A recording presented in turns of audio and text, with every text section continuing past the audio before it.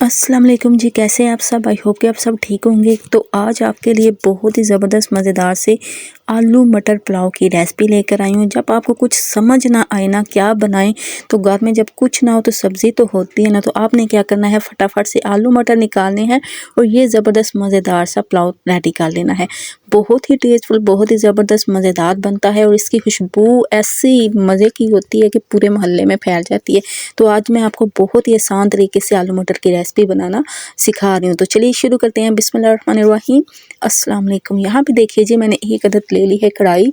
कढ़ाई के अंदर अब हमने ऐड कर देने हैं साबुत मसाले। ठीक है, यहाँ पे मैंने 1 टेबलस्पून ज़ीरा ऐड किया है, साबुत 1 टुकड़ा दालचीनी का। ठीक है, एक अदद कड़ी पत्ता और छोटी बड़ी इलायची डाल के एक आपने इनको सौते कर लेना है। ठीक है, उसके बाद देन आपने इसके अंदर ऐड कर देना है प्याज आपने अब यहाँ पे थोड़े से ज़्यादा ऐड करने हैं। यहाँ पे मैंने 2 मीडियम साइज़ के प्याज ले लिए, इनकी मैंने कट कर लिए। ठीक है, और हमने कट करके इसको प्याज को डाल देना है। ठीक है, अब प्याज का हमने बहुत ही प्यारा सा गोल्डन सा कलर निकाल लेना है।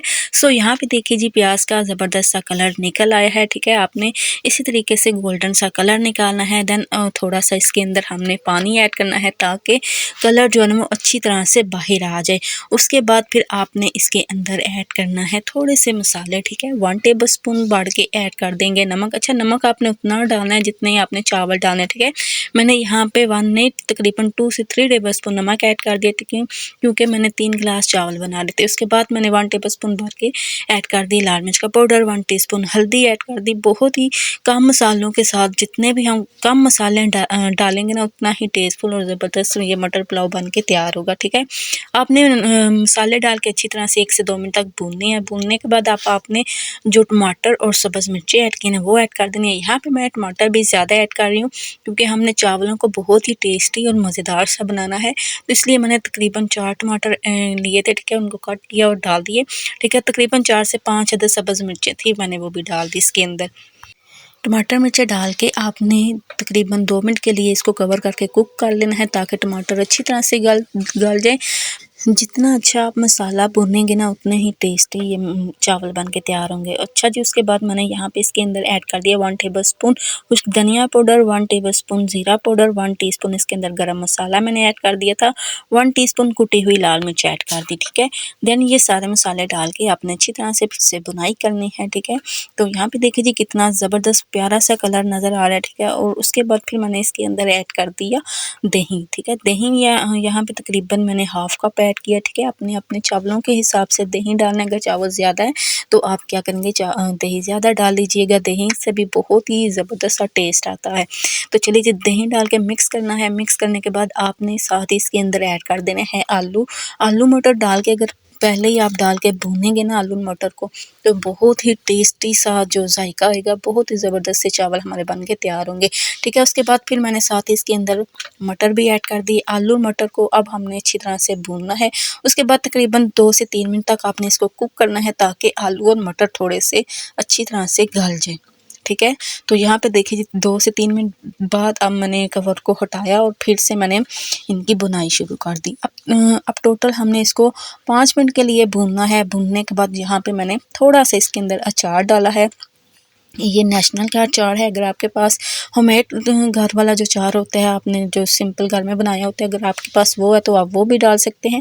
बट इसका टेस्ट जो है ना, जायका बहुत ही अच्छा सा आता है, ज़बरदस्त सा इसका टेस्ट आता है। उसके बाद बुनाई करने के बाद अब हमने इसके अंदर ऐड कर देने हैं पानी। ठीक है, पानी अब आपने यहाँ पे उतना डालना है जितने आपके चावल हैं। चावलों के हिसाब से पानी डालते हैं। अगर चावल नए हैं तो फिर पानी कम डालता है। ठीक है, अगर चावल पुराने हैं तो फिर क्या होता है जी, पानी जो है वो ज़्यादा डलता है। तो मेरे यहाँ पे चावल जो पुराने थे, तो इसलिए मैंने पानी तकरीबन 3 गिलास जो चावल थे तो मैंने 6 गिलास पानी डाला। ठीक है, पानी डाल के कवर किया। कवर करने के बाद यहाँ पे देखिए जी, पानी को अच्छी तरह से उबाल आ गया।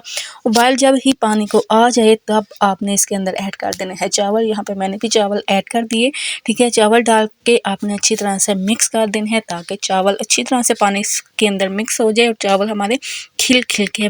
तो यहाँ पे मैं आपको एक टिप बताऊंगी कि इस टिप से हमारे चावल बहुत ही खिल के बनेंगे, खिले खिले बनेंगे। आप इसमें बिल्कुल नहीं जुड़ेंगे, ठीक है। तो ये टिप जो है वो एंड वाली टिप है, ठीक है, मैं आपको एंड पे बता दूंगी। तो यहाँ पे आप देखिए जी, पानी इसका सारा अच्छी तरह से खुश्क हो चुका है, ठीक है। तो जैसे ही पानी इसका खुश्क हो जाए देन आपने इसके अंदर इसको दम लगा देना है तकरीबन 5 मिनट के लिए, ठीक है। आप यहाँ पे जो टिप थी वो मैं आपको बता दूं, जब आपने दम लगाना है आप पहले 5 मिनट के लिए फ्लेम को आपने हाई रखना है। जैसे ही साइडों से भाप जो है निकल आए फिर आपने इधर जो चूल्हा है ना वो आपने ऑफ कर देना है, ठीक है। ऑफ चूल्हे पे आपने दम लगाना है। तो इस तरीके से बहुत ही टेस्टफुल, बहुत ही ज़बरदस्त और बहुत ही मज़ेदार से और बहुत ही प्यारे खिले खिले से चावल बन के तैयार होंगे।